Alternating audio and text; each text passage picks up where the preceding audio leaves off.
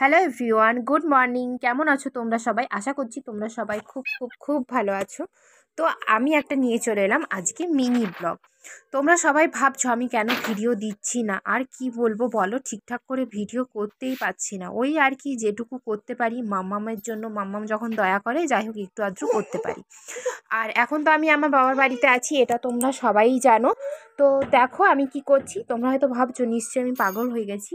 হ্যাঁ, আমি পাগলই হয়ে গেছি। আসলে আমি জানি না আমি পাগল হয়ে গেছি কি না। পাগলের মতন দেখো পুরো বিছনাটাকে সব তুলে ফেলে দিচ্ছি। এটাই তোমরা হয়তো দেখে প্রথমে ভাববে আরে না না, সেসব কিছুই না, আমি আসলে একটা কাজ করছি।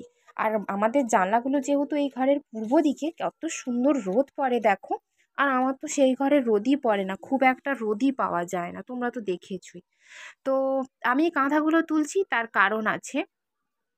আমাদের মতো মধ্যবিত্ত ঘরে, মানে যাদের খুব জায়গা কম, তারা এইভাবেই এই পদ্ধতিটাই করে। আমি যতদূর ছোট থেকে দেখছি আমাদের এখানে এরকম হয়। এবার আর জায়গায় কি হয় আমি জানি না। তো আমার মা বা জেঠিমা, কাকিমা বা দিদা, মাসি, আমি এইভাবেই দেখেছি তাদেরকে। আমাদের আশেপাশে যারা থাকে তাদের মানে কি, আমাদের তো মধ্যবিত্ত ঘরে অত তো জায়গা থাকে না, তাই এই পদ্ধতি করতে হয়। তো দেখলে আমি সব কাঁথাগুলো নামিয়ে দিলাম। আর এই দেখো বিছানার উপর এগুলো কি রেখেছি বলো তো, দাঁড়াও বলছি। আর ওই যে পাখাটা দেখছো, এখন থেকেই মাম্মামকে পাখা চালাতে হচ্ছে। তো এই দেখো এগুলো হচ্ছে মাম্মামের ছোট ছোট কাঁথাগুলো। এই দেখো এই কাঁথাগুলো কি করব, দাঁড়াও তোমাদেরকে এক্ষুনি বলছি। তো ওই যে পাখাটা দেখতে পাচ্ছ, ওইটা হচ্ছে মাম্মামকে রাত্রেবেলা চালিয়ে দিতে হয়, মানে ওর খুব গরম পায়।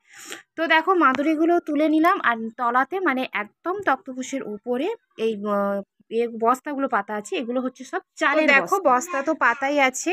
আর আমি আরও দুটো বস্তা দিয়েছি, আর এর উপরে হচ্ছে ছোট ছোট কাঁথাগুলো পেতে দিচ্ছি। আসলে আমাদের কি বলতো, মামাম যখন হয়েছিল আমাদের কাঁথা কতগুলো ছিল, তো সেগুলো মা এই তলার থেকে বের করেছিল। তারপরেও মা নতুন কতগুলো কাঁথা করেছে। আমাদের বাঙালি মতে বলে যে বাচ্চা না হওয়া অবধি তাদের নতুন জামা কাপড় বা নতুন মানে তাদের কোনো কিছুই করতে নেই। তো আমাদের ছিল, ওইগুলো দিয়েই কাজ চালিয়েছিল, তারপর মা ওর জন্য আবার করেছিল। তো এখন তো মাম্মাম বড় হয়ে গেছে, খুব বেশি ছোট কাঁথাগুলো আর লাগে না।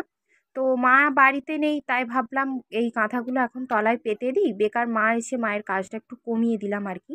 তো কালকে এই কাঁথাগুলো বাইরে ছিল এতদিন, কালকে কাঁথাগুলো একটু রোদেও দিয়েছিলাম, আর এখন এই যে তলায় পেতে দিচ্ছি। তো আমাদের মধ্যবিত্ত ঘরে আমরা এই রকমই করি, মানে রাখার তো খুব একটা জায়গা নেই, না হলে রাখার জায়গা থাকলে ওগুলোতে ভাঁজ করে ভালো করে গুছিয়ে রাখলে হতো।